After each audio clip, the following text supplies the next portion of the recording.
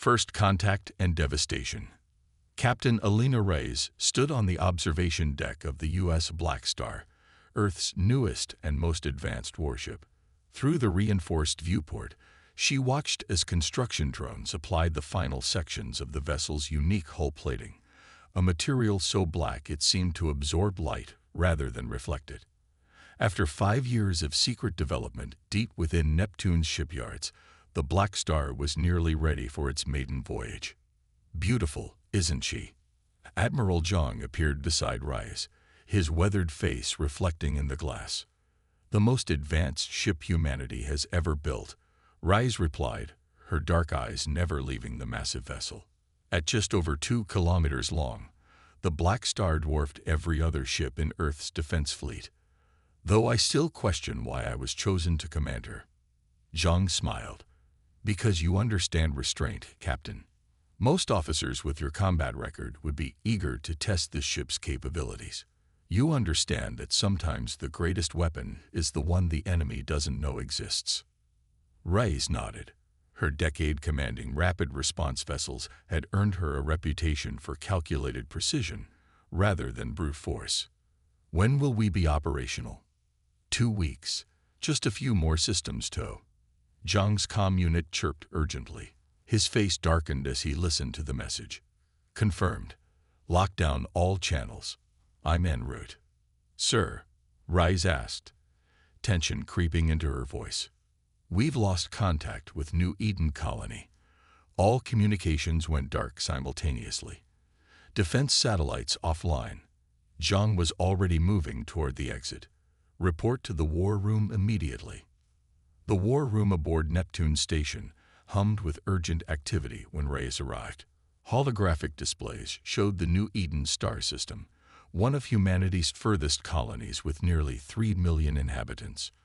Replay the final transmission, ordered General Winters, Earth Defense Force Commander. The central display flickered, showing a panicked colonial defense officer.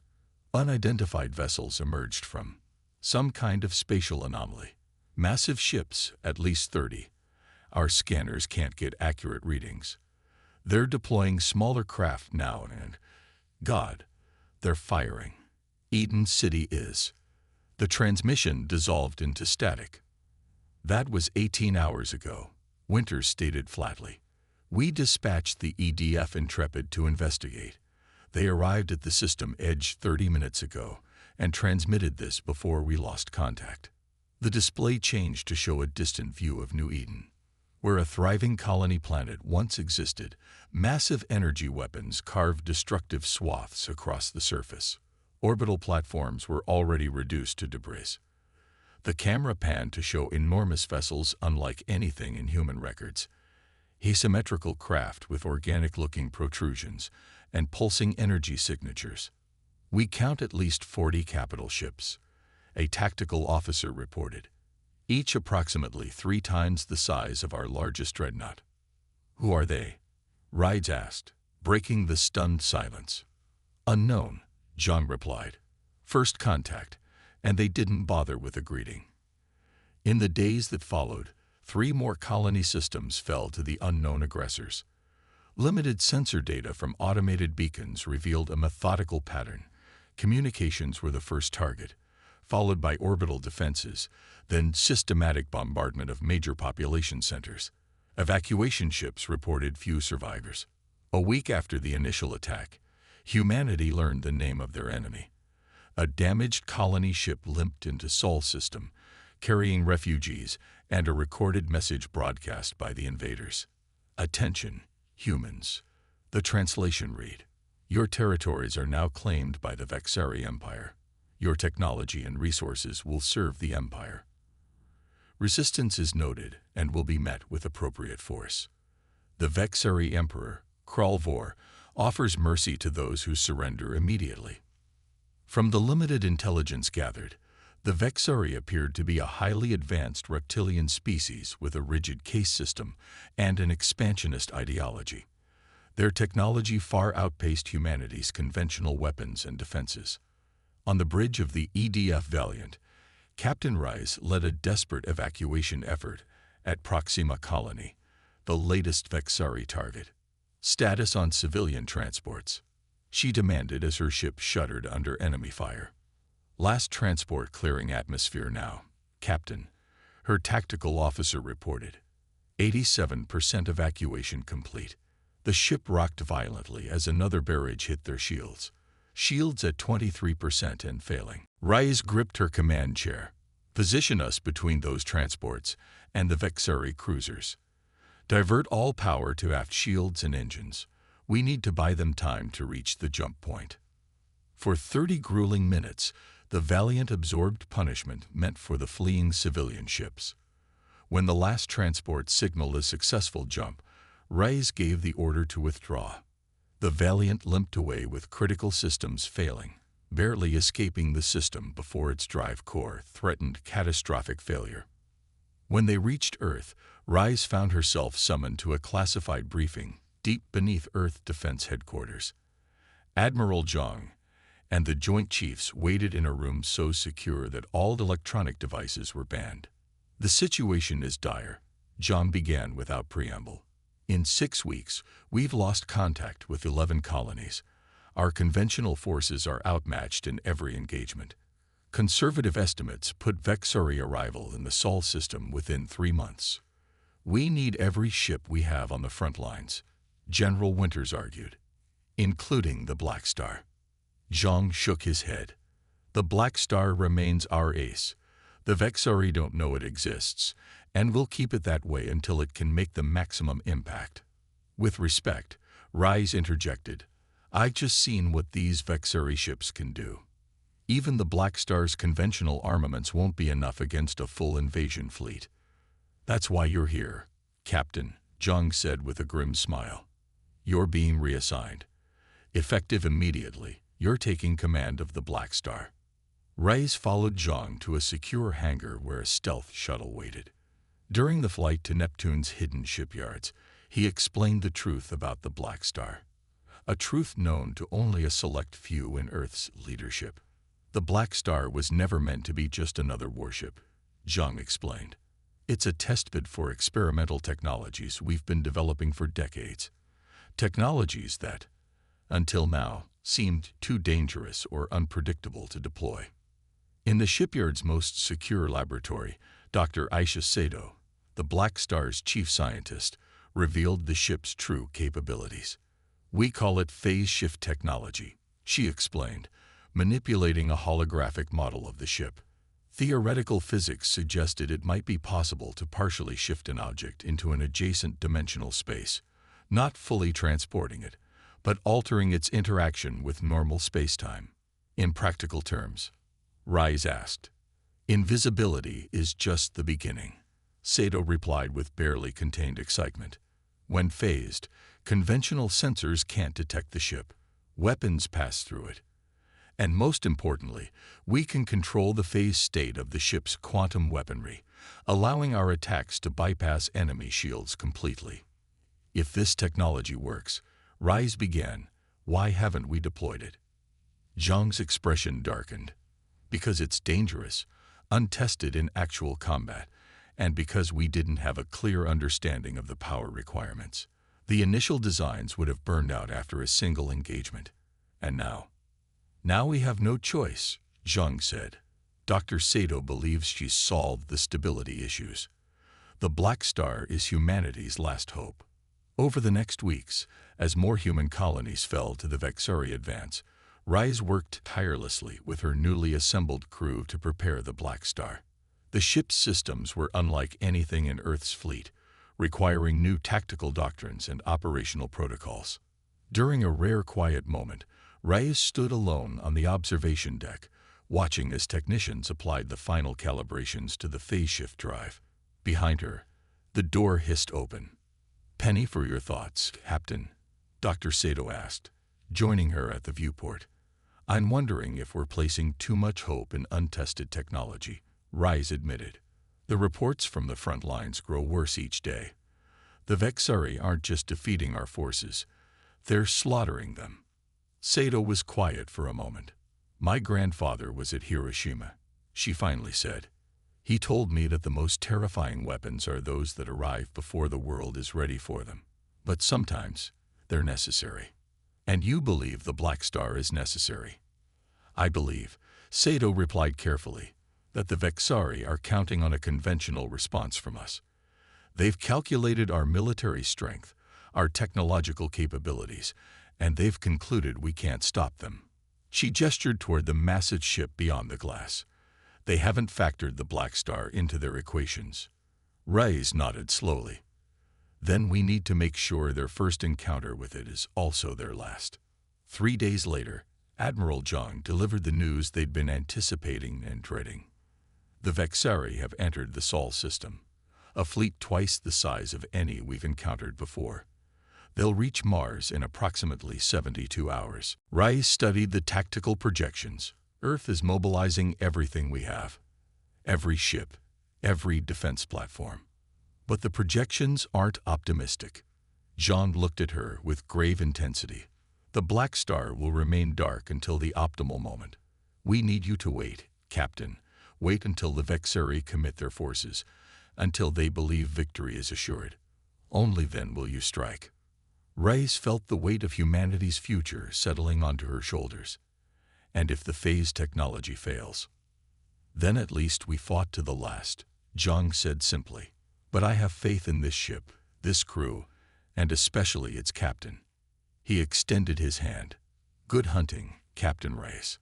As Zhang departed, Reyes turned to her executive officer. Commander Chen, prepare the ship for combat operations. We launch in 12 hours. Chen nodded grimly. And then?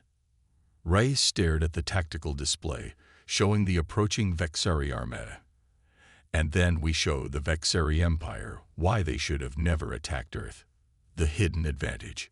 6 months of bitter defeat had changed Earth.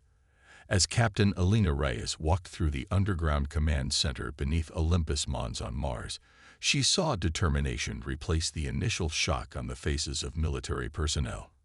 The massive Martian facility, carved deep into the ancient volcano, represented humanity's last major military installation beyond Earth itself. The Vexari pattern remains consistent, Commander Chen reported as they entered the central war room. They're methodical, establishing control of outer system assets before advancing toward inner planets. Holographic displays showed the current disposition of forces throughout the solar system. Vexari ships maintain blockades around Jupiter and Saturn, harvesting resources from the gas giants and establishing forward bases on their moons. Earth's remaining conventional forces were concentrated around Mars and Earth, preparing for the inevitable assault. They're building something in the Jovian shipyards, Dr. Sato observed, manipulating the display to zoom in on grainy reconnaissance images. Based on energy readings, it appears to be some kind of massive weapon platform. Admiral Zhang, now serving as Earth's unified military commander, nodded grimly. Their strategy is clear. Secure resources, build up their forces, then launch overwhelming assaults on remaining population centers. Which gives us time, Reyes pointed out. Time they don't realize we're using effectively. The Blackstar had spent the past 6 months hidden in Neptune's shadow, undergoing final modifications under Dr. Sato's guidance. The phase shift technology had been refined, tested, and integrated into all the ship's systems. Additional advancements, many derived from studying recovered Vexari technology, had been incorporated as well. The quantum torpedo system is fully operational, Sato confirmed. Simulations show a single torpedo can destabilize the molecular structure of a Vexari capital ship's hull, causing cascade failures throughout the vessel. And the phase projectors? Reyes asked. Ready for deployment. They can extend a phase field around smaller Allied vessels, not indefinitely, but long enough to provide tactical advantage in combat situations. Zhang studied the Blackstar's specifications with a mixture of hope and skepticism. You understand that even with these advancements, you'll be outnumbered at least 30 to 1. Numbers mean nothing if they can't hit us, Reyes replied confidently. And they won't see us coming until it's too late. Aboard the Vexari Command Dreadnought Eternal Dominion, Emperor Kralvor received the latest conquest reports with growing impatience. His massive form, nearly 3 meters of armored reptilian muscle, towered over the cowering military advisors. 6 months, he hissed, elongated pupils narrowing to slits. 6 months, and the humans still resist. High Commander Vextol, the Emperor's most trusted military leader, stepped forward. The humans have proven more resourceful than anticipated, my Emperor. Their technology is primitive, but they utilize it with unexpected creativity. I did not launch this campaign for an extended conquest, Kralvor growled. The human worlds were to be a simple demonstration of our expanded capabilities, a message to the Galactic Council that the Vexari Empire will no longer be contained. We have secured 11 of their colony systems, Vextol reminded him. Their populations have been subjugated, their resources diverted to our shipyards. The Jupiter facilities alone have doubled our fleet production capacity. Yet their homeworld remains defiant. The Emperor gestured toward the holographic display showing Earth and its robust defense network. I want Earth neutralized within the next standard cycle. The Council meets at the solstice, and I intend to announce human subjugation by then. Vextol hesitated. We've observed unusual energy signatures in the outer system, my Emperor. Some of our scout vessels report momentary sensor anomalies, possible indications of stealth technology beyond what we believed humans capable of. The Emperor dismissed this with a contemptuous wave. Sensor malfunctions. Their most advanced ships have fallen to our smallest cruisers. Accelerate the timetable. Begin the assault on Mars immediately. And the weapon platform. It will not be needed for the humans, Kralvor decided. Save it for our demonstration to the Council. As Vextol departed to relay the orders, Imperial scientist Thorak approached the throne cautiously. My Emperor, I must insist we investigate these anomalies further. Our analysis of human communications suggests they may have been developing experimental technologies before our arrival. What technologies could these primitives possibly develop that would concern us? The Emperor demanded.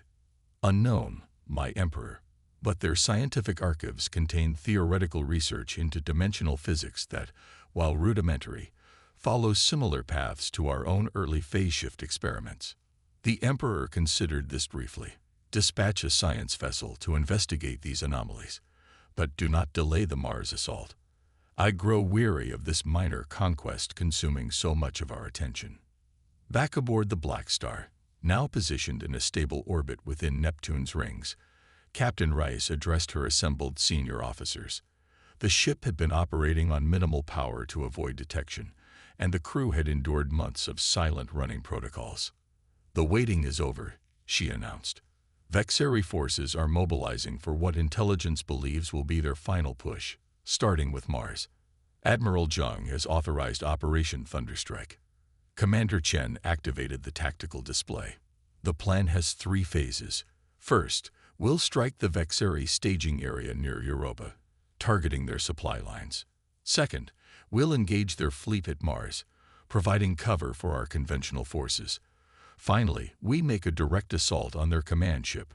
The Blackstar will be revealed during this operation, Rice continued. Once the Vexari know we exist, we'll have limited time before they adapt their strategies. Therefore, each strike must be decisive and devastating. Dr. Sato stepped forward. We've incorporated everything we've learned about Vexari technology into our systems. Their shields operate on a frequency modulation that our phase-shifted weapons can bypass completely. However, we believe they'll adapt quickly once they observe this capability. How quickly? Asked Lieutenant Commander Jackson, weapons officer. Based on observed Vexari technological adaptation in previous engagements, approximately 3 to 4 combat encounters, Sato replied. After that, they'll begin developing countermeasures. Then we make those encounters count, Rice declared. We hit them hard enough that they don't get a 4th encounter. As the briefing concluded, Rice found herself standing alone on the bridge, staring at the distant speck that was Earth. Commander Chen joined her silently. Having doubts, Captain? He asked after a moment. Not about our mission, she replied. But I wonder if we've placed too much faith in a single ship, a single technology. The Blackstar isn't just a ship, Chen said thoughtfully. It's a statement. For 6 months, humanity has been on the defensive, reacting to vexillary moves, fighting desperate holding actions. The Blackstar represents our first real offensive capability. Reyes nodded slowly. And the psychological impact when the vexillary realize we've been hiding our true capabilities. Exactly. The Emperor's entire campaign is based on the assumption of quick victory with minimal resistance. We're about to shatter that assumption. As they spoke, the bridge illuminated fully for the first time in months. Systems hummed to life as power flowed through the massive vessel. All departments report ready, Captain, the operations officer announced. Phase shift drive is operational. Quantum weapon systems online. Rice took her command chair, feeling the weight of humanity's hopes settle upon her shoulders. Set course for Jupiter system. Prepare for phase shift on my mark. The massive ship eased out of Neptune's rings, its black hull absorbing the distant sunlight. As it cleared the planetary shadow, Rice gave the order. Engage phase shift drive. The Blackstar shimmered momentarily, then seemed to fade from view, not invisible, but somehow less substantial, as if it existed partly in another dimension. Only a slight distortion in the star field betrayed its presence. Phase shift stable, Captain, reported Dr. Sato from the engineering station. All systems functioning within parameters. Proceed to jump coordinates, Reyes ordered. Let's introduce ourselves to the Vexillary Empire. The Vexillary science vessel Empirical Truth detected the anomaly first, a momentary gravitational fluctuation near Jupiter's moon Europa, where the main Vexillary supply depot had been established. Senior scientist Kekshi immediately ordered detailed scans of the region. Energy signature detected, the sensor officer reported, confusion evident in his voice. Configuration unknown. It appears to be shifting between dimensional states. Impossible, Kekshi hissed. No species in this sector possesses phase technology. The signature is moving directly toward the supply depot, the officer continued with growing alarm. Speed exceeding Vexillary military vessels by approximately 20%. Kekshi opened a priority channel to the nearest military vessel. Unidentified craft approaching depot facilities. Possible new human weapon. Recommend immediate. The transmission ended abruptly as the Empirical Truth detected a massive energy spike. On the viewport, they watched in disbelief as a massive black ship materialized directly among the Vexillary supply vessels. Before any defense systems could activate, brilliant violet beams lanced out from the mysterious vessel. Where those beams struck, Vexillary ships didn't explode or break apart. They simply ceased to exist, their molecular structure collapsing into swirling miniature singularities that consumed everything nearby before dissipating. By the First Empire, Kekshi whispered, recording everything as the black ship methodically destroyed the entire supply depot. The humans have mastered quantum weaponry. The mysterious vessel turned toward the Empirical Truth, and for a moment, Kekshi believed they were next. Instead, a directed communication burst hit their receivers. Attention Vexillary vessel, came the translated message. This is Captain Elena Reyes of the United Earth ship Blackstar. Your unprovoked aggression against human worlds ends today. Transmit this data to your Emperor. Humanity is not prey. Before the stunned Vexillary could respond, the massive black ship shimmered and faded from conventional space, leaving only destruction in its wake. Across the Jupiter system, emergency signals blared as Vexillary commanders tried to comprehend what had just occurred. Within an hour, the news reached Emperor Kralvor aboard the Eternal Dominion. Impossible, he roared, smashing a holographic display. The humans cannot possess phase technology. They cannot have quantum weapons. High Commander Vextol reviewed the sensor logs with growing concern. The evidence is irrefutable, my Emperor. The human vessel's capabilities exceed our current destroyer class, and our inability to track it after it phase shifted suggests technology at least equivalent to our prototype systems. You assured me the humans were primitives. Kralvor rage. You assured me this conquest would be simple. Evidently, Vextol replied carefully. The humans concealed their true capabilities. This Blackstar vessel was not present in any of our previous engagements. The Emperor paced furiously, his massive tail sweeping dangerously close to nervous aids. Where will they strike next? What is their strategy? Based on their attack pattern, they targeted our supply infrastructure rather than our military vessels, Vextol analyzed. They are attempting to disrupt our Mars assault before it begins. Then we accelerate, Kralvor declared. Launch the assault immediately. Commit all available forces. I want this Blackstar found and destroyed, and I want Mars under Vexari control by the next cycle. As the orders went out, Imperial scientist Thorak approached cautiously. My Emperor, perhaps we should reconsider. If the humans possess one such vessel, then they would have deployed it months ago. Kralvor interrupted. No, this is a desperate gambit. A single prototype they've kept hidden. It cannot stand against our entire fleet. Yet as the Vexari armada mobilized toward Mars, doubt crept into the Emperor's mind for the first time since the campaign began. Humanity's counterattack. The red planet Mars, humanity's first permanent extraterrestrial colony, had transformed into a fortress. Massive defense platforms orbited in strategic patterns, while ground-based weapon systems dotted the surface. Despite these preparations, Admiral Zhang knew the defenses would not withstand a full Vexari assault. They're coming sooner than expected, he informed the gathered Earth Defense Council via a secure holographic link from his Martian command center. Our intelligence suggests the Blackstar's attack on their supply depot has accelerated their timetable rather than delayed it. As Captain Rice predicted, General Winters noted, the Vexari Emperor can't afford to appear vulnerable.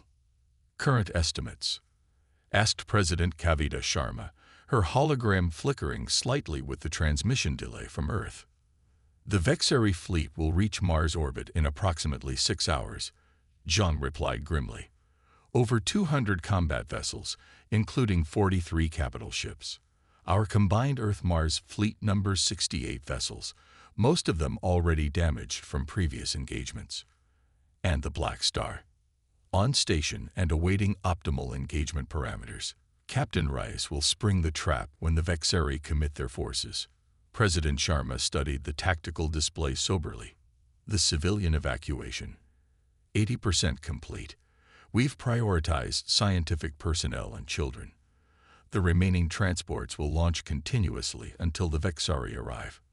Then we proceed as planned, the President decided. Operation Thunderstrike is authorized. May God help us all.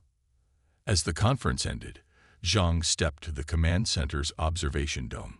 Below him stretched Olympus City, humanity's largest Martian settlement, now largely evacuated. In the distance, the massive peak of Olympus Mons rose against the rusty landscape. For nearly a century, humans had called this planet home. He wondered if any would ever return. His comm unit chimed with an encrypted signal. The Blackstar is in position, reported Captain Reyes. Phase generators functioning at optimal capacity. The fate of 2 worlds rests on your shoulders, Captain, Zhang said quietly. We won't let you down, Admiral, came the steady reply. Blackstar out. Aboard the Vexari Command Dreadnought Eternal Dominion, Emperor Kralvor watched with satisfaction as his armada approached Mars. The red planet grew larger on the main view screen, its orbital defenses already tracking the incoming fleet. Pathetic, he commented to High Commander Vextol. They've concentrated everything they have around a single world. A logical defensive posture, my Emperor, Vextol replied. Mars represents their primary industrial base outside Earth itself. Its fall will cripple their war effort. And their mysterious Blackstar vessel. Any sign of it? None, my Emperor. Our sensor net is at maximum sensitivity. If it attempts to phase shift anywhere within the inner system, we will detect the dimensional distortion. Kralvor settled into his command throne. Begin the attack. Destroy their orbital platforms first, then target their ground-based weapon systems. I want this planet secure before the next cycle. The massive Vexari fleet moved into attack formation, arranging itself in the layered pattern that had proven so effective in previous engagements. Smaller attack craft formed the vanguard, drawing defensive fire while the larger ships positioned themselves for optimal firing solutions. Human vessels are moving to intercept, reported the tactical officer. 63 ships in defensive formation. Their weapons are powered but holding fire. They hope to draw us into range of their orbital platforms, Vextal observed. Deploy the carrier groups to eliminate those platforms.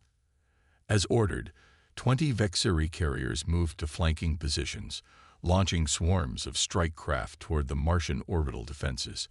The human fleet adjusted position, attempting to intercept, but they were outnumbered and outgunned. They cannot stop us, Kralvor stated with satisfaction. Begin the primary assault.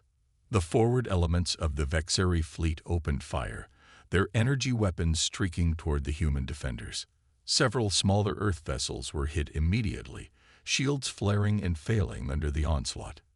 Human casualties mounting, reported the tactical officer. Their formation is breaking. Vextal studied the tactical display with professional interest. Their strategy is unclear. They appear to be. He paused, noticing an anomaly in the data.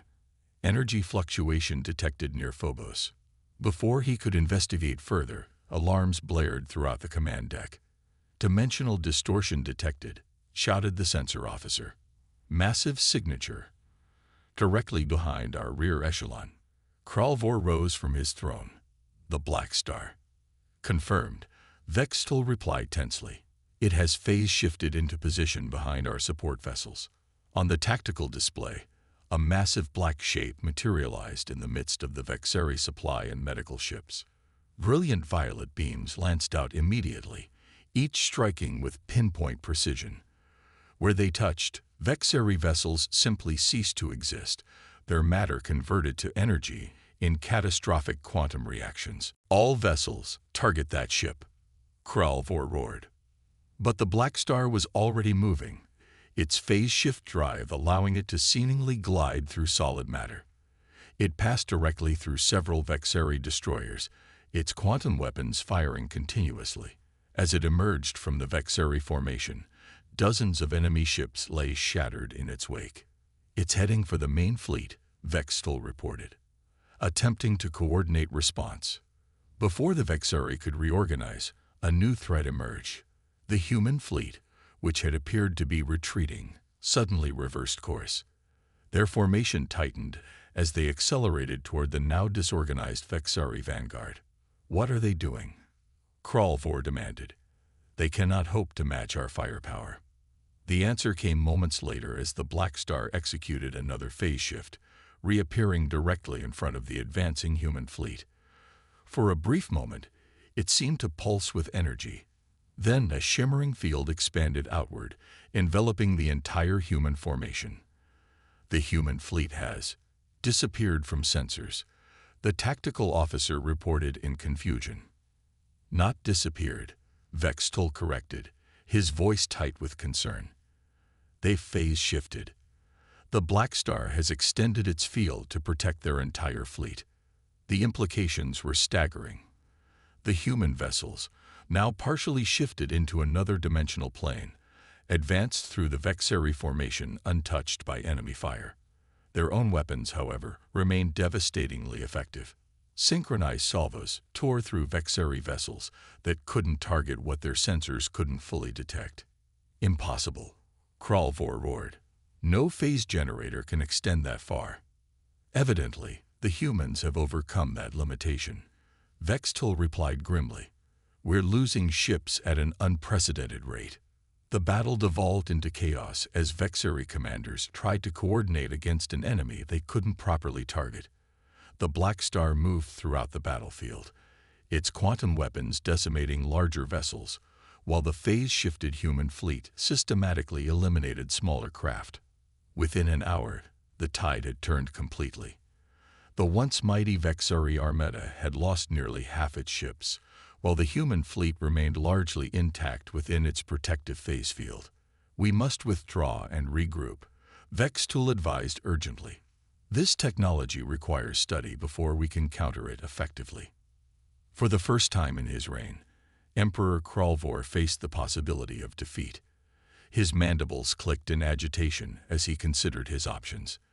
Begin withdrawal to Saturn. Order all remaining vessels to cover our retreat. As the Vexari fleet initiated its withdrawal, Captain Rice watched from the Blackstar's command chair with grim satisfaction.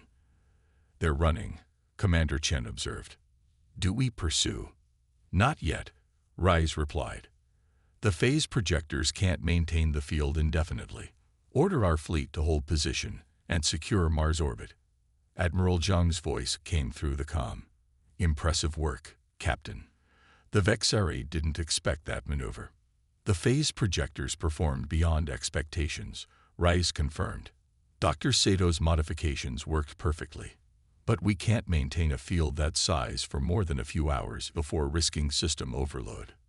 It was enough, Zhang assured her. You've given us something we haven't had in this war, a victory. As the immediate threat receded, Rice studied the tactical display showing the retreating Vexari vessels. Among them, she noted a ship significantly larger than the others, its energy signature distinct and powerful. That's their command ship, she said quietly. The Emperor is aboard.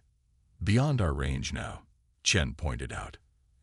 And we need time to recharge the phase shift drive after that extended deployment. Calculate pursuit vectors, Rice ordered. I want options on my desk in 2 hours. This isn't over. Emperor Kralvor's rage was palpable as the Eternal Dominion limped toward the relative safety of Saturn's rings. The defeat at Mars, the first significant Vexari military failure in 3 generations, had shaken the command structure to its foundations. How did we not know? He demanded of Imperial scientist Thorak.